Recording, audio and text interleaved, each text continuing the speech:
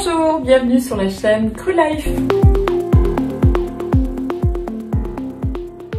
Donc je vous propose aujourd'hui ma recette de foie gras végétal. Pour ce faire, il faut de bons ingrédients. J'ai pris des noix de cajou crues que j'ai fait tremper toute la nuit et que j'ai fait réhydrater pour enlever l'humidité. Vous avez également 5 g de concentré de tomate. Vous avez une pincée de pain d'épices à pain d'épices. Vous avez 4 cuillères à soupe de levure maltée. Vous avez également 60 ml de vin blanc. Donc moi j'ai choisi du Sauvignon, mais vous pouvez également mettre du vin blanc sec, ou vous pouvez mettre en plus petite quantité, bien sûr, à ce moment-là, rajouter du cognac. Voilà, donc il faudra augmenter le liquide puisque vous ne mettrez pas la même proportion parce que ça serait beaucoup trop fort. Et vous avez également l'eau de mer intégrale, donc vous en avez 55 ml.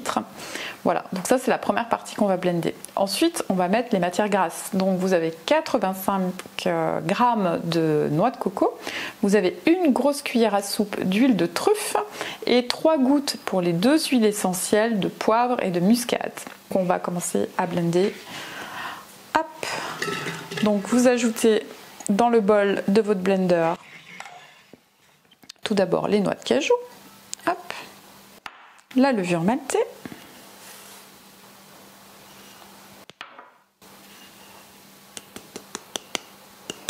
les épices, un pain d'épices, le vin blanc. Alors autant vous dire que en sentant cela, j'ai qu'une envie, c'est de lécher et de tout manger.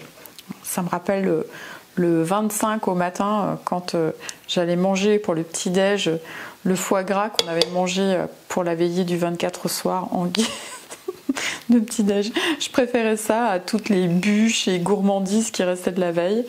J'ai toujours adoré ça. Donc je pense que c'est un des aliments qui m'aurait le plus manqué si je n'avais pas trouvé une alternative pour satisfaire ce souvenir et ce plaisir.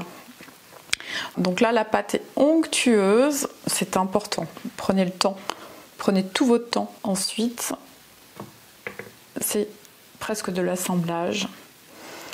Donc, il faudra quand même être très attentif avec les huiles essentielles parce que une goutte en trop, vous foirez la recette.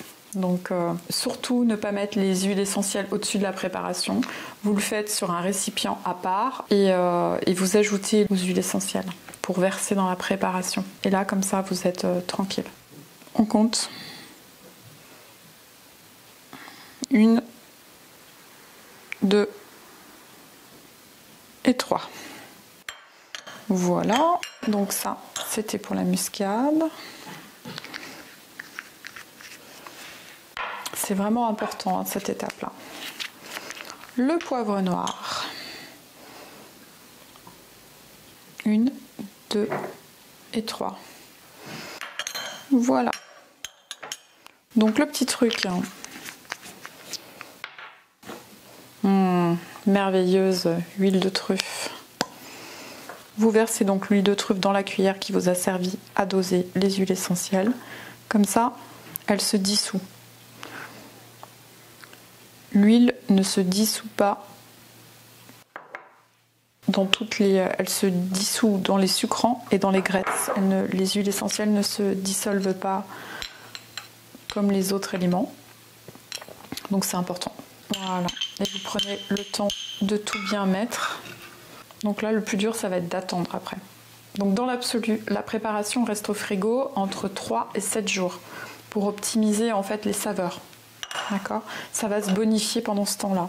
Donc vous pouvez la manger une fois qu'elle est froide, hein. Vous pouvez la manger le repas suivant, mais c'est dommage parce que ce sont voilà, des préparations qui méritent le respect d'attendre.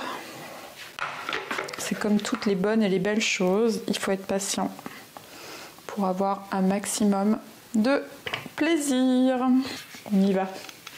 Voilà, donc c'est très rapide, hein. Il faut surtout pas échauffer avec les lames du blender la préparation, sinon elle va trancher. Et là, vous allez perdre vraiment en qualité, ce serait vraiment dommage. Je suis très heureuse de vous avoir présenté mon foie gras végétal.